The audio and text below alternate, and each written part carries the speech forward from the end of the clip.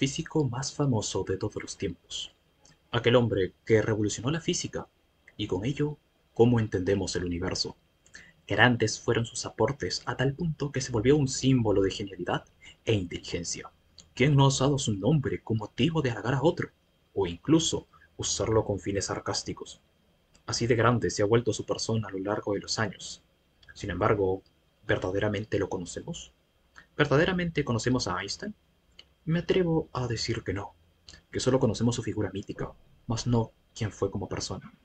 La idea de este video es presentar un poco de su pensamiento y vida. Quiero presentarles a este señor a quien muchos llamaron rebelde, debido a su capacidad de enfrentar a la autoridad. Es ahí donde pongo la duda que da nombre a este video. ¿Era un rebelde o un soñador? Albert Einstein, la persona.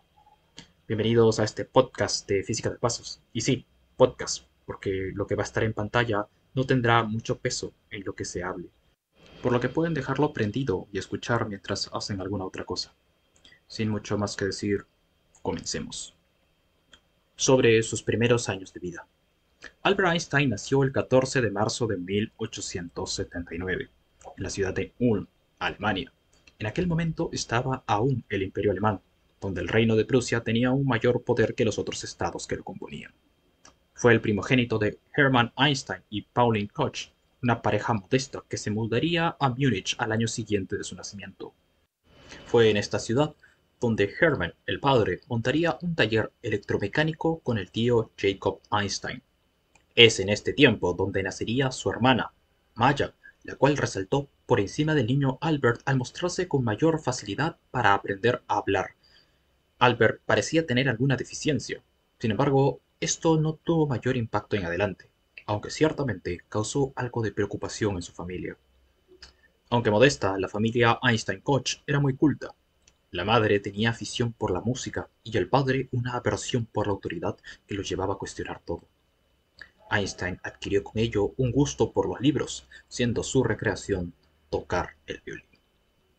Einstein recordaría muy gratamente un evento que sucedió en aquellos tiempos, cuando tenía algo de 4 o 5 años. Su padre le presentó una brújula. Einstein se quedó maravillado por tal instrumento, le pareció algo milagroso. Aunque ahí está el detalle. Él quería conocer qué había detrás de ese milagro. Ya con 6 años iniciaría el colegio, donde no pudo llevarse bien con sus profesores. Y al contrario del mito popular, Albert era un alumno con buen desempeño, ocupando siempre los primeros puestos gracias a sus notas excelentes. Lamentablemente, sí cumplió con aquel estereotipo de ser una persona solitaria. Amaba armar castillos de naipes y no le gustaba jugar con sus compañeros. Ya se podrán imaginar que los deportes tampoco eran su fuerte. Y sí, aunque fuera muy bueno en todos los demás cursos, nadie lo quería. Incluso su profesor de griego le diría a Hermann, su padre, que escoja la carrera que escoja, no importaría. Albert estaba destinado al fracaso. Él no encajaba en ese modelo educativo. Albert, con ya 12 años, decide estudiar el mundo, es decir, entenderlo. Es aquí donde el tío Jacob Einstein y otro tío, Cesar Koch, le ayudaron con su interés en la física y matemáticas. Es por estos años que conocería también al joven Max Talmy, gracias a su madre. Él justamente le permitió obtener libros de ciencia, pero también algunos cuantos de filosofía. Lamentablemente, la vida no le sonrió a Einstein. A sus 15 años, el taller de su padre los dejó en bancarrota, por lo que se mudaron a Milán, Italia, dejando a Albert en Múnich para que continuara sus estudios.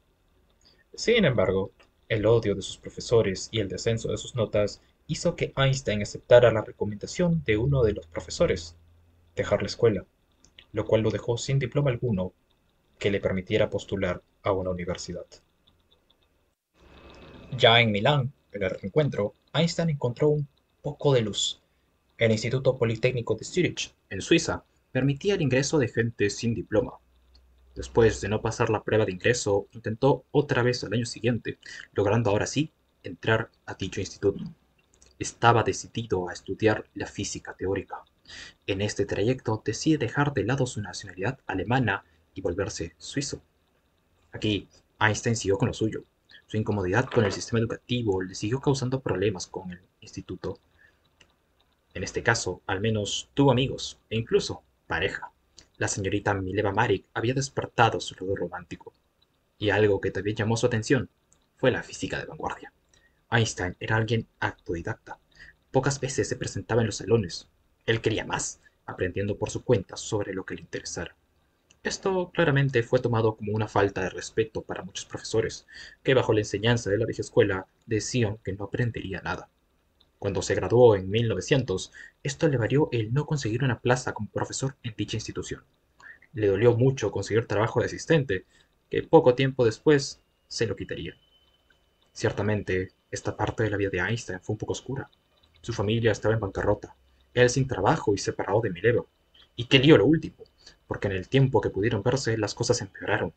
Debido a un encuentro, tuvieron un hijo al cual, por la situación económica, tuvieron que dar en adopción. Los padres de Einstein no veían con buenos ojos a Mileva, terminando de complicar mucho más las cosas. En 1902 encontraría la luz al final del túnel. Su gran amigo de la universidad, Marcel Grossmann, le consiguió un trabajo en el departamento de patentes de Suiza. Asimismo, logró casarse con Mileva en enero de 1903, ya con el favor de sus padres. Es en este tiempo donde pudo leer sobre diversos trabajos de vanguardia. Aquí se volvería un fanático de Lorentz y Planck. Y claro, es aquí donde aparece el año maravilloso. En 1905 publicó cuatro trabajos que no llamaron la atención en su momento, pero que cambiarían no solo su vida, sino que pondrían al mundo de cabeza. Anteriormente ya hablé de estos cuatro trabajos en un video, que si bien no recomiendo del todo, os permitirá entender el por qué fueron tan revolucionarios. Lo dejaré anexado para que puedan verlo. Y ya habiendo conocido un poco de sus primeros años de vida, hablemos ahora sí de su pensamiento. Sobre la educación. Ya vimos que a lo largo de su vida, Albert Einstein no tuvo una buena relación con sus profesores. Incluso llegó a reconocer su negligencia para con ellos. Sin embargo, esto no fue por un odio a la educación, era un odio a la forma en que se enseñaba. Para él, no bastaba con enseñar una materia. Adquirir conocimiento sin más solo crea máquinas o perros amaestrados. Se requiere de una noción de lo bello y bueno, un sentimiento que busque la belleza en el conocimiento y pueda hacer actos bondadosos por medio del mismo. El pensamiento crítico es el que permitirá que el conocimiento sirva en favor de la sociedad e incluso de la humanidad. Lamentablemente, la enseñanza se ve pervertida por el utilitarismo y la competencia feroz. Esto le llevó a decir lo siguiente: profesores nobles y sabios son escasos, aunque las cátedras son numerosas.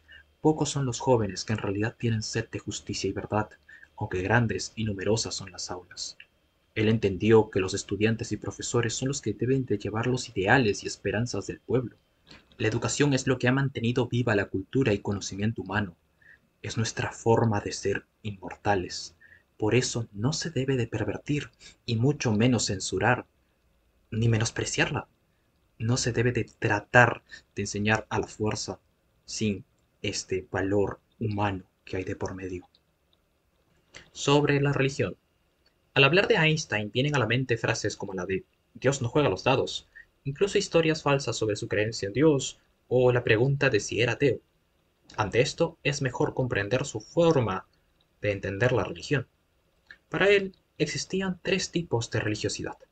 La primera, que a su vez considera un poco primitiva, es la religión del miedo.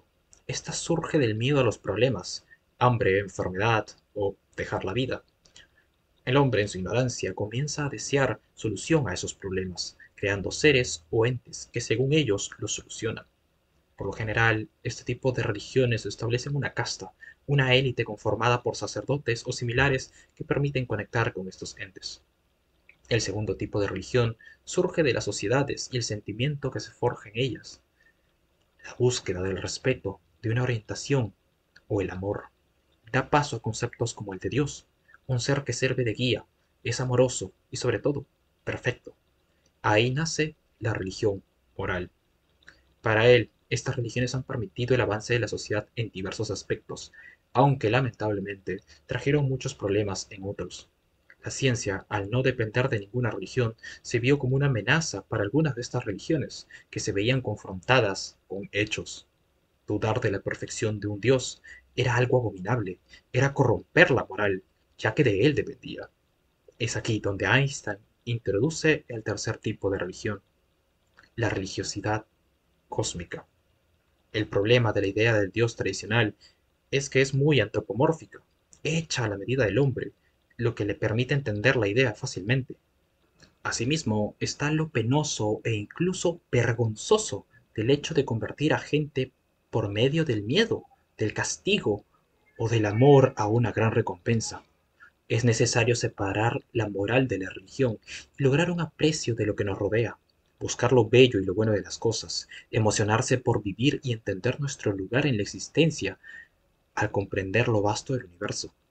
Esta es la religiosidad cósmica de Einstein, la cual lleva al científico a realizar grandes descubrimientos y al artista grandes obras. Recalca Einstein que es difícil encontrar cualquiera de estas religiones en un estado puro, siendo que reconoce esta religiosidad cósmica incluso en los salmos de la Biblia o el budismo. Ante la pregunta, ¿Einstein creía en un dios? Pues sí, en un dios cósmico, alejado de las creencias tradicionales. Era un religioso en toda regla. Sobre el judaísmo. Después de haber logrado subir de puesto en el departamento de patentes y lograr algo de fama por sus trabajos, se le presentó la oportunidad de enseñar en la Universidad de Zúrich por el año 1909.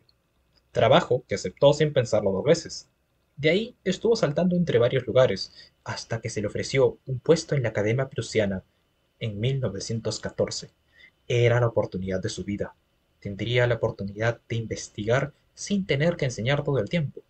Es aquí, en Berlín, donde se enteraría de que era judío, algo que simplemente no esperó. A lo largo de los años, Einstein aceptó su identidad como judío, aunque claro, su visión de la religión lo llevó a tomar al judaísmo como una ideología, de la cual estaba muy orgulloso. Para él, el judaísmo no era una fe, era una forma de vida, un ideal de libertad y razón, motivo que llevó a muchos a odiar a tal movimiento, al menos desde su punto de vista. Para él, la idea principal del judaísmo siempre ha sido servir a la vida. Es de ahí su crítica a aquellos judíos que buscaban la guerra. Era una perversión a esos principios. Él quería una comunidad unida, libre, que fuera en contra de las guerras y la persecución. Un poco más de su vida. Uno de los problemas de aceptar el trabajo en Berlín era la guerra. En 1914 empezó la Primera Guerra Mundial, lo que llevó a la familia de Einstein a irse lejos. Lamentablemente, esto llevó a su divorcio con Mileva. Asimismo, al estar en medio del caos, Einstein se vio en la necesidad de protestar en contra de la guerra. Su amor a la vida lo volvió pacifista.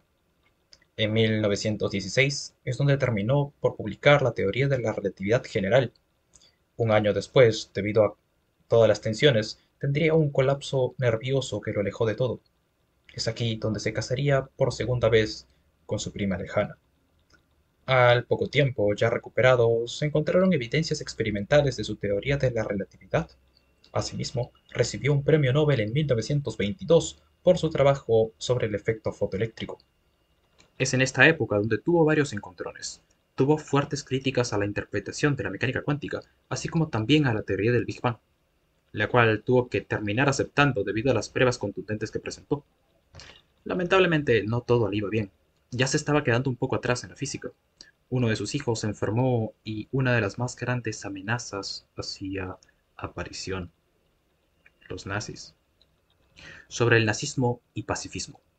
Einstein se vio muy afectado por las decisiones que tomaron varios académicos alemanes en la época. Se estaba censurando y politizando la ciencia. Se hablaba de una ciencia judía y una ciencia nazi. Se estaba llevando una persecución a toda oposición. Einstein, siendo judío, también se sintió afectado al ver los horrores que sufrió su comunidad. Esto le llevó a renunciar a sus puestos en la Academia Prusiana y asimismo ir en contra de ellos. Al empeorar la situación, Einstein se vio obligado a dar un consentimiento para la construcción de la bomba atómica, ya que estaba la amenaza de que los nazis podrían lograrlo primero. Estados Unidos obtendría tal arma. En buena hora, la guerra acabó, pero no la militarización. Esto le hizo dar cuenta a Einstein de que tal vez no fue tan buena idea dar el permiso. Los nazis cayeron antes de usarla y corría el rumor de que los japoneses pensaron rendirse antes del lanzamiento de dicha bomba. Einstein vio necesario que los estados dejaran la militarización El Estado debía servir al pueblo, no ser un ente que busque su propio beneficio. Se requería de un ente internacional para solucionar los problemas de forma pacífica. La militarización solo traería miedo y desconfianza entre los países. Y tal cual dijo, sucedió. La Guerra Fría fue un evento tenso para los países. Einstein moriría en Estados Unidos un 19 de abril de 1955, habiendo defendido el pacifismo una y otra vez, aún en canales de televisión estadounidense, hablando con uno o con otro y yendo a protestas, justamente con este afán de lograr la paz. Sobre la ciencia. Como dijo Einstein, el conocimiento y su enseñanza nos vuelven inmortales. Así que ahora hablemos de aquello que le volvió inmortal a él, la ciencia. ¿Qué era la ciencia para Einstein? En un sentido práctico, era una herramienta, algo que permitía realizar descubrimientos sobre la realidad en la que vivimos. Por sí sola, la ciencia solo era un tipo de conocimiento más, acompañado de sus propias técnicas y métodos. Según el trabajo que uno busque desarrollar dentro de la ciencia, se encontrará con diversos enfoques. Por ejemplo, las matemáticas buscan el desarrollo de la lógica abstracta, separada de la naturaleza, lo que le permite obtener resultados completamente verdaderos. Sin embargo, esa certeza se obtiene al separarse de la naturaleza. No sería útil a menos que se consiga una conexión con ella. Es ahí donde entra la física. Como tal, la física se separa en lo experimental y teórico. La parte experimental tiene la gran ventaja de encontrar verdades sobre la realidad. Aquí se descubren diversos hechos. Sin embargo, estos no son suficientes para crear o consolidar un conocimiento útil. Es necesario entenderlos y manejarlos. Es ahí donde entra la física teórica. Su enfoque es el de crear modelos en los cuales existen entes y definiciones junto a reglas que indiquen sus relaciones y funcionamientos. Se apoya en la matemática buscando cuadrar los hechos experimentales. Y es esta conexión la que logra acercarnos a una verdad sobre naturaleza, que si bien no es la verdad última, es una verdad aproximada que nos ha permitido muchos avances, no solo en tecnología, sino en nuestra forma de ver el mundo. Como físico teórico, Albert Einstein también se ocupó sobre los enfoques que pueden tener las teorías en física. Logró separar dos tipos de teorías, las constructivas y las de principios. Las teorías constructivas parten de una base formal, díganse ideas, hipótesis o supuestos, y buscan estudiar cosas complejas por medio de eso. Como ejemplo, pone la teoría cinética de los gases ideales, la cual trata de explicar fenómenos térmicos, mecánicos y de difusión, por medio de la hipótesis del movimiento de las partículas. Esta hipótesis explica perfectamente esos hechos, por lo que se puede tomar por cierta. Por el otro lado, se tiene la teoría de principios, que no propone una hipótesis en sí, buscan encontrar patrones directamente de las observaciones. Es ahí donde se encuentran relaciones numéricas y ecuaciones. Aquí entraría la termodinámica, que no busca proponer una explicación detrás de los fenómenos térmicos, solo los describe, y con ello llega a cosas como la no existencia de movimientos perpetuos. Él mismo dice que su teoría de la relatividad general es una de ellas. Y con esto nos percatamos de que Einstein sí profundizó un poco en la teoría del conocimiento, la epistemología. No se quedó solamente en entender las teorías científicas, sino en ver cómo funcionan. Es ahí que vemos esa influencia que obtuvo de la filosofía. Sobre el científico. Aquí uno puede preguntarse, ¿por qué se siente cierta frialdad por parte de Einstein al tratar sobre la ciencia? ¿Dónde quedó la parte idealista y soñadora que mostraba ante otros temas como la religión, el judaísmo, sobre el pacifismo? Justamente lo dejaba en la parte humana. Era el hombre el que podía darle un propósito a la ciencia. Ya lo decía él, desde un punto de vista meramente científico, descubrir el fuego fue igual de importante que la fisión nuclear. Sin embargo, fue el humano el que le dio un uso, según sus deseos y pensamientos. Ya sabemos por la historia el uso que se le dio a la energía nuclear. Y, seamos sinceros, tampoco se debe de olvidar que el fuego fue usado con fines similares. Es necesario que el humano tenga un buen deseo para evitar este tipo de desgracias. El científico no debe ser solamente alguien con conocimiento, debe ser alguien íntegro, con un deseo de descubrir y admirar, con un deseo de buscar el bien para con sus hermanos. Debe tener esa religiosidad cósmica de la que hablamos anteriormente. Debe estar dispuesto a defender su criterio y discutir su trabajo con otros, así como hicieron Newton, Maxwell o Lorentz. No debe ser ese perro amaestrado que mencionaba al momento de hablar de educación. Solo aquellos con integridad completa deben ser llamados científicos, y estos últimos deben ser los artistas que usarán a la ciencia como pincel. Acerca de sí mismo. Si bien es cierto que solemos dirigir nuestros pensamientos a cosas externas, siempre tenemos la necesidad de pensar sobre nosotros mismos, sobre quiénes somos. Y esto mismo le pasó a Albert Einstein. Sobre su trabajo, Einstein decía que era algo que se hubiera descubierto sin su ayuda. Al final, su trabajo solo era el siguiente paso a los trabajos hechos por Maxwell, Lorentz y otros. Justamente, su trabajo sobre la relatividad especial era casi una revisión de lo que proponía Lorentz. Es de ahí que se estudian las transformaciones de Lorentz y no las de Einstein. Él solo puso la última piedra y habló de los postulados de la relatividad. Y aquí voy a meter un poco mi opinión diciendo de que no cualquiera se hubiera atrevido a poner esa piedra. Pero bueno, para él era así. Era un trabajo y ya. Aquí cabe aclarar que para él lo importante era vivir, no los lujos o la fama. Él mismo decía que era irónico haber odiado tanto a las autoridades y haberse transformado en una. Él solo quería seguir con sus trabajos de investigación, charlar con la gente acerca de estos temas, discutirlo, ver la belleza del mundo. A él no le importaba ser de un lugar u otro. Era una persona en este mundo que buscaba la unidad de la sociedad, algo contradictorio con su constante búsqueda de soledad. Es justamente ahí donde también entraba su ideal de individualidad. Como sociedad se busca un bien, pero no por eso se debe dejar de lado la individualidad. Cada persona es un mundo, alguien que merece respeto por ser humano. Y también, claro, nadie merece ser idolatrado por encima de los otros. Habla de una igualdad. Es por eso que él solamente se considera un humano más. Conclusiones. Definitivamente Einstein fue una persona impresionante. Como físico fue increíble. Sus trabajos cambiaron al mundo.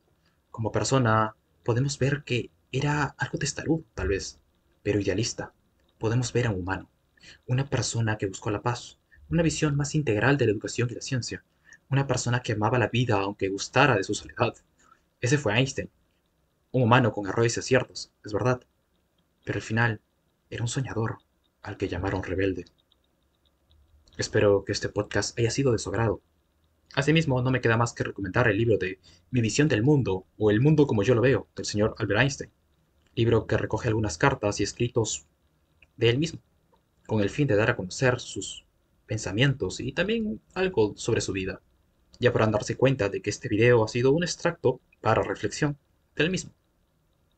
Asimismo, recomendaré este otro libro, Gigantes de la Física, una historia de la física moderna a través de 8 biografías de Richard Bernstein, en el cual podemos encontrar una biografía algo detallada de Einstein, así como también un poco sobre sus trabajos. Y ya sin mucho más que decir, les pediré que se suscriban y denle like al video para más contenido de este tipo. Volveré dentro de poco para continuar con este proyecto de aprender física de a pasos. Hasta luego.